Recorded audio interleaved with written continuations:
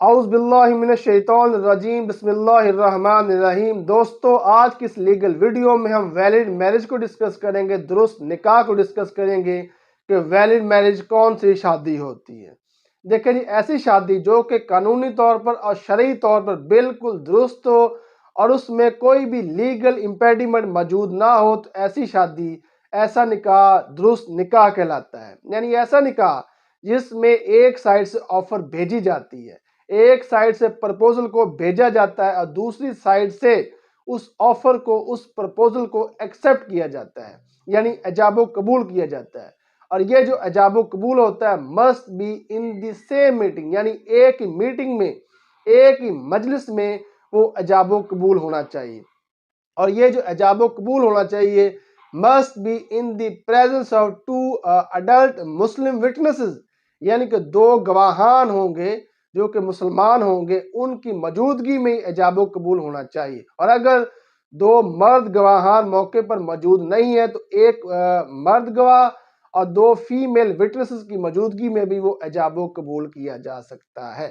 اور یہ جو ایجاب و قبول ہوگا مسٹ بی جو ہوگا وہ فری کنسنٹ کے ساتھ ہوگا، دونوں کی آزاد مرضی ہوگی، لڑکی کی بھی اور لڑکے کی بھی آزاد مرضی ہوگی کہ وہ اپنی رضامندی کے ساتھ اس شادی کو، اس کانٹریکٹ کو وہ کر رہے ہیں، میرج کو پرفارم کر رہے ہیں۔ دوسرے لفظوں میں ویلڈ میرج، درست نکاح، ایسا نکاح ہوتا ہے جس میں دونوں پارٹیز کی لیگل کیپیسٹی ہوتی، یعنی لڑکا اور لڑکی عاقل اور بالغ ہوں گے، اور اگر وہ عاقل اور بالغ نہیں ہے تو پھر وہ اپنے اپنے گارڈینز کے ذریعے، یعنی اپنی ماں کے ذریعے یا اپنے باپ کے ذریعے یا اپنے بڑے بھائی کے ذریعے وہ اس کانٹریکٹ کو کر سکتے ہیں۔ اور یہ جو شادی ہوگی فری کنسنٹ کے ساتھ ہوگی، لڑکا اور لڑکی کی آزاد مرضی اس میں شامل ہوگی، اور ان میں جو ایجاب و قبول کیا جائے گا وہ must be in the same meeting, ایک ہی میٹنگ میں، ایک ہی مجلس میں ایجاب و قبول ہوگا، اور اس میں دو مسلمان گواہان کا بھی ہونا لازمی ہوگا جن کی موجودگی میں ایجاب و قبول کیا جائے گا۔ اور یہ شادی ہوگی، یہ اپوزٹ سیکس کے درمیان ہوگی، یعنی یہ شادی ہوگی مخالف جنس کے ساتھ ہوگی، یعنی لڑکے کی لڑکی کے ساتھ شادی ہوگی۔ یہ نہیں ہوگا کہ ہومو سیکسولیٹی ہوگی، ہم جنس پرستی ہوگی، یعنی ایک لڑکا اپنے دوسرے لڑکے سے شادی کرے گا یا ایک لڑکی دوسری لڑکی سے شادی کرے گی، نہیں، یعنی ایسی شادی ہوگی جو اپوزٹ سیکس کے درمیان ہوگی۔ اور ویلڈ میرج کے لیے بھی یہ ضروری ہے کہ اس میں حق مہر بھی متعین ہو۔ اب ہم دیکھتے ہیں کہ یہ جو درست نکاح ہوتا ہے اس کے کیا اثرات ہوتے ہیں۔ ویلڈ میرج کی صورت میں یہ جو میاں بیوی کا جو سیکسول انٹرکورس ہوگا یہ جائز ہوگا، حلال ہوگا، اور اس سیکسول انٹرکورس کے ذریعے جو بچہ ہوگا یا بچے ہوں گے وہ لیجیٹیمیٹ ہوں گے، وہ حلال بچے ہوں گے۔ اسی طرح یہ جو بیوی ہوگی وہ نان نفقے کی انٹائٹلڈ ہو جائے گی اور وہ شوہر کے ہاں رہائش کی بھی انٹائٹلڈ ہو جائے گی۔ اسی طرح جو بیوی ہوگی اس کے اوپر کچھ ذمہ داریاں، کچھ لائبلٹی اور کچھ رسپانسبلٹی بھی اس کے اوپر عائد ہو جائے گی، یعنی وہ اپنے شوہر کے ساتھ وفادار رہے گی اور اپنے شوہر کی ہر جائز بات کو مانے گی۔ اور یہ جو ویلڈ میرج ہوگی اس کی وجہ سے کچھ رشتے جو ہوں گے وہ شوہر کے اوپر حرام ہو جائے گا۔ مثلا جب لڑکا کسی لڑکی کے ساتھ شادی کرے گا، پھر اس لڑکی کی جو والدہ ہوگی، یعنی اس لڑکے کی جو ساس ہوگی، وہ اس کے اوپر حرام ہو جائے گی۔ اسی طرح وہ جو اس شوہر کی بیوی ہوگی، اگر اس کی پہلے بھی شادی ہوئی ہو اور شادی سے پہلے شوہر سے اس کے ہاں کوئی بیٹی ہو تو پھر وہ بیٹی بھی اس شوہر کے اوپر حرام ہو جائے گی۔ یعنی یہ جو ویلڈ میرج ہوتی ہے اس کے کچھ اثرات ہوتے ہیں، وہ یہ ہوتے ہیں، افیکٹس یہ ہوتے ہیں کہ یہ جو بیوی ہوگی وہ اپنے شوہر کی وراثت سے بھی انٹائٹل ہوگی، حقدار ہوگی۔ اس طرح جو شوہر ہوگا وہ اپنی بیوی کی وراثت سے بھی وہ بھی حقدار ہوگا۔ اور اگر اسی طرح اگر شوہر کا انتقال ہو جائے گا تو پھر اس کی جو بیوی ہوگی وہ باؤنڈ ہوگی، وہ عدت کو آبزرو کرے۔ اب ہم محمدن لاء کا ریلیونٹ سیکشن اس حوالے سے پڑھ لیتے ہیں جی، کہ محمدن لاء کا ریلیونٹ سیکشن ویلڈ میرج کے حوالے سے کیا ہے۔ محمدن لاء کا جو ویلڈ میرج کے حوالے سے سیکشن ہے جی، وہ ہے جی سیکشن 252 ہے جی۔ اس کی ہم اب ورڈنگ پڑھیں گے۔ اٹ از اسینشیل، یہ لازمی ہے، to the validity of marriage, marriage کی، نکاح کی، شادی کی درستگی کے لیے، that there should be a proposal made by or on behalf of one of the party, یعنی کوئی بھی پرپوزل بھیجے گا اپنی طرف سے یا کسی اور شخص کو اپنی طرف سے بھیجے گا کہ وہ پرپوزل کو لے کر فلاں لڑکے کے پاس یا فلاں لڑکی کے پاس جائے یا اس کے گھر والوں کے پاس جائے. and acceptance of the proposal by or on behalf of the other. اور دوسری طرف سے اس آفر کو اگر قبول کر لیا جاتا ہے یا اس کے بہاف پر کوئی دوسرا شخص آ کر اس آفر کو قبول کر لیتا ہے in the presence and hearing of 2 male or 1 male and 2 female witnesses.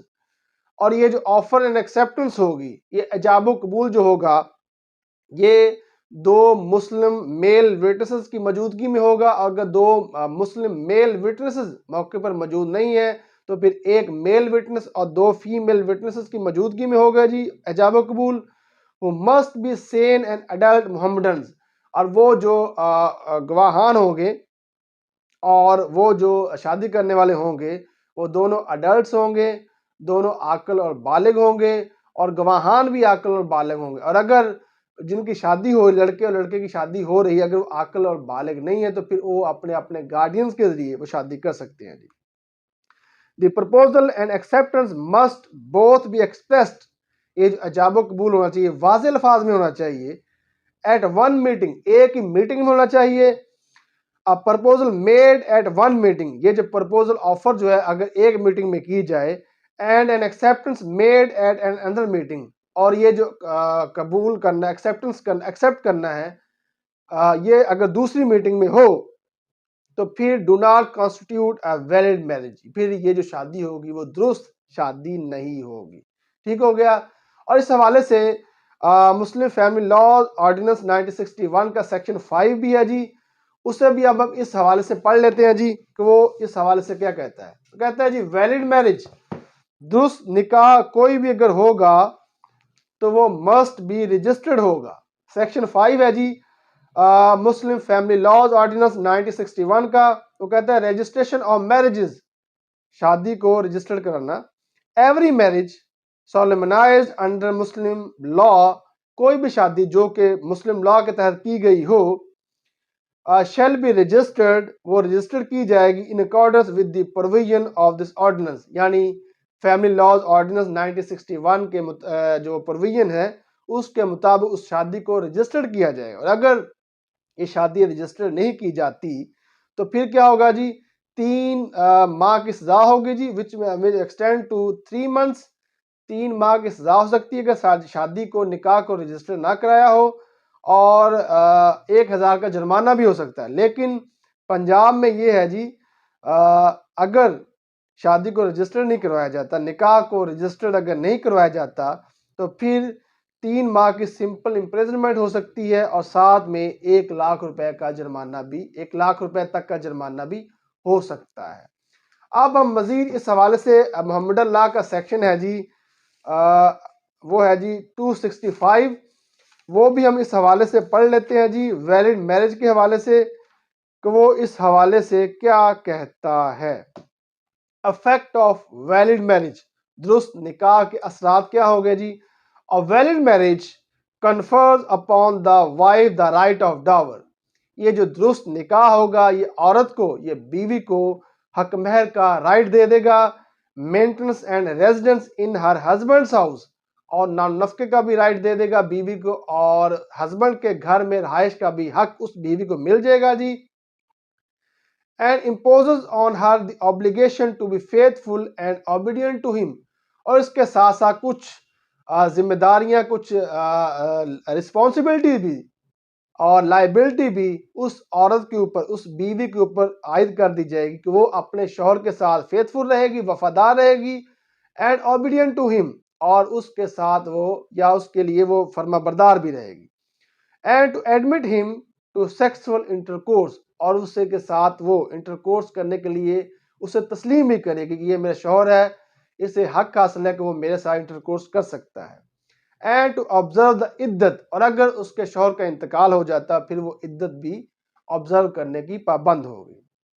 It creates between the parties prohibited degrees of relation, اور یہ جو درست نکاح ہوتا ہے اس وجہ سے کچھ تعلقات حرام ہو جاتے ہیں. مثلا اس شوہر کے اوپر وہ اس کی ساس حرام ہو جاتی ہے. اسی طرح اگر اس کی بیوی کی پہلے شوہر سے کوئی بیٹی ہو تو پھر وہ بیٹی بھی اس کے اوپر حرام ہو جاتی ہے. And reciprocal rights of inheritance, اور ان میاں بیوی کے دوران باہمی وراثت کا رائٹ بھی کریٹ ہو جاتا ہے. یعنی اگر اس بیوی کا شوہر پہلے انتقال کر جاتا ہے اور اس کے نام کوئی پراپرٹی ہے، چاہے وہ اموویبل پراپرٹی ہے چاہے موویبل پراپرٹی ہے، تو اس میں اسے وراثت کا وہ انٹائٹل اس میں ہوگی. اور اسی طرح اگر بیوی کے نام کوئی پراپرٹی ہے، چاہے وہ منقولہ جائیداد ہے چاہے غیر منقولہ جائیداد ہے، چاہے جسے موویبل یا اموویبل پراپرٹی بھی کہتے ہیں، اگر وہ اس بیوی کے نام ہے موجود اور اس کا انتقال ہو جاتا ہے تو پھر اس کا شوہر بھی اس کی وراثت سے حصہ لینے کا انٹائٹلڈ ہوگا.